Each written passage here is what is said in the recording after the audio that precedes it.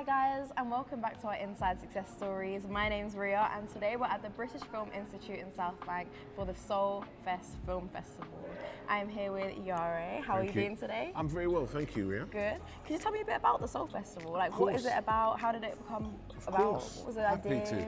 So Soul Fest, Soul Screening Our Unseen Lives is a platform that we established in 2014, and Soul Fest is something that we set up and started delivering in 2019. And essentially, Soul Fest is a film festival that celebrates black film makers, black film content, black film audiences. And so what we do is that we try to create a platform for filmmakers to expose their work, for audiences to see work, and to challenge some of the kind of established thinking around black filmmakers, and to kind of give audiences opportunities to see different types of visions from black filmmakers, different types of perspectives, and to give filmmakers the platform that they so desperately need. And then this year, the big kind of thing that we're doing is that we've teamed up with ABFF, so that's the American Black Film Festival. They have a thing that they do, they're going around the world reaching out, and that's called Global.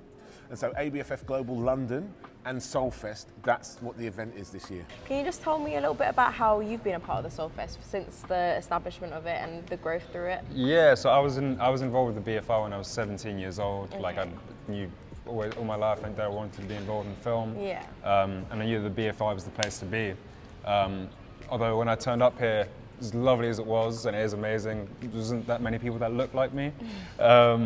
But luckily I met Yari, who was a great mentor of mine, and he told me about this new idea that he had for a thing called Soul Festival. It was all about representing black filmmakers. Obviously, filmmakers were trying to represent where we come from, and we're trying to represent our stories, but sometimes those filmmakers need representation themselves. Yeah. So this is all about giving them a platform, and obviously I was all for it. So it was kind of humble beginnings in the beginning, but now we're here, and it's a completely different thing. Okay, so what's your main thing that you've seen, the biggest part of the growth since you've been here to now? It's just like really nice seeing it become like a full-on film festival, you know what I mean? Like in the beginning it was like a lot of short films, and it was a bunch of people getting together in a room and just like really trying to figure out what we could create together. Yeah. But now, like seeing like the scale of the films that we're showing, like the Silent Twins, for example, like we really are starting to become what we always dreamed of, which is just like the voice for black cinema in the UK.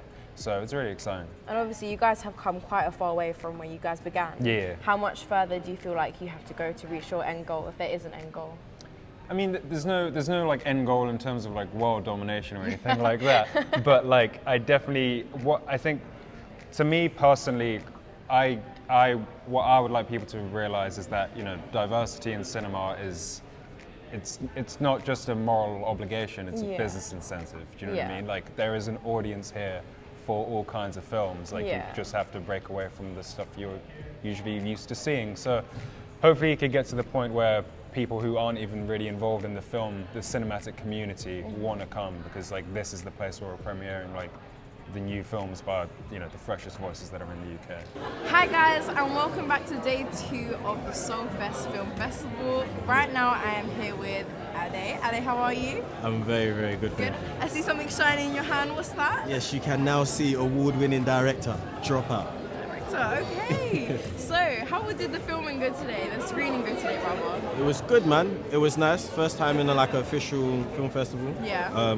And we won a Best Director award, so I can't complain. Everything's been sweet and sound. There you go. You got one award. You can't really complain about that. I can't complain. So, backstory. How did your film come about? What was the idea behind the film? What was the inspiration? So the film came about because I was selected to be in campaign with Converse and John Vega called Create Next. You know what I'm saying? So I was in that.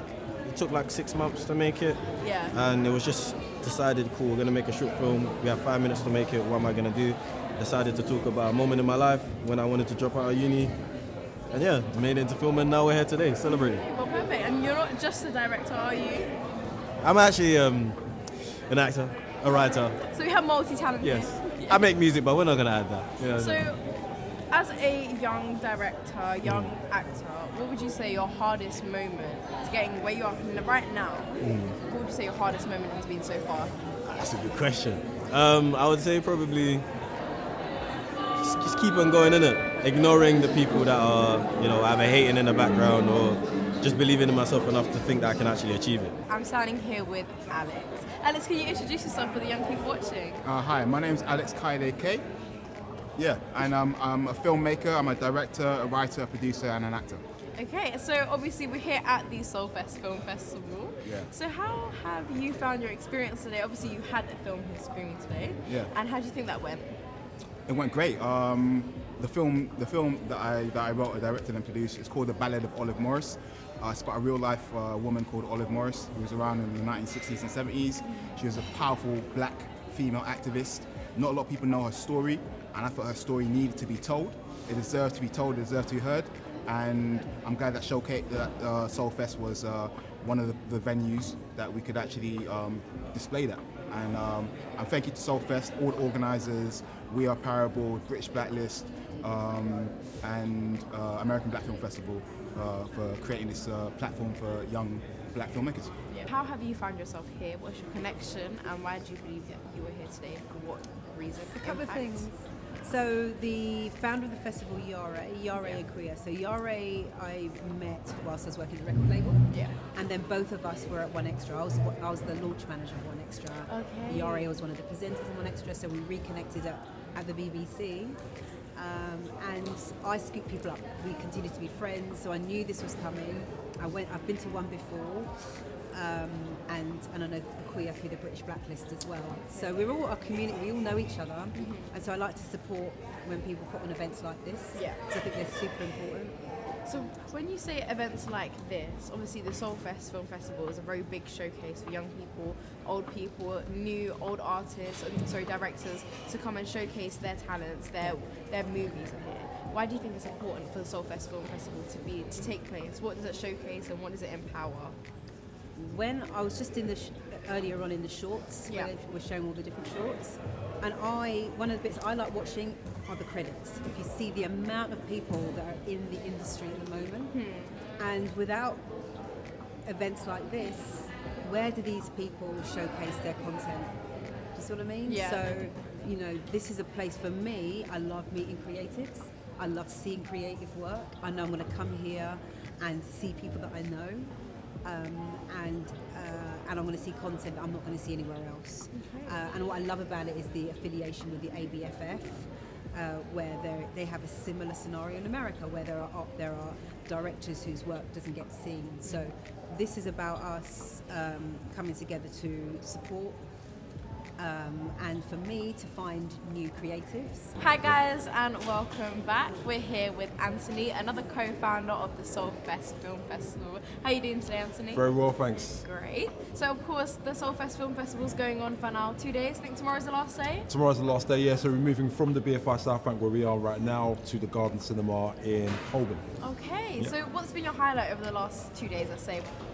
I mean, it's all been great, but I think one of the things that I really love about the Soulfest is the fact that we are able to recognise and identify and celebrate black British filmmakers, which is essentially where Soulfest comes from. It's all about supporting black British film where we can. So being able to show work from emerging talent in the black British film industry and celebrating them with awards has always been a highlight for me. So to do that again this year has been great. And this year's films have been such a high quality, so yeah. So what would you say your main point of growth has been for the Soulfest Film Festival over the last how many years you've been doing it? I've practically been running for 4 years? 4 years, this is the fourth actual- year. Yeah. That's right. I'd say this year has been the really biggest growth point for us, Yeah. partnering with the American Black Film Festival and having their support and their resources to come over, bringing us films.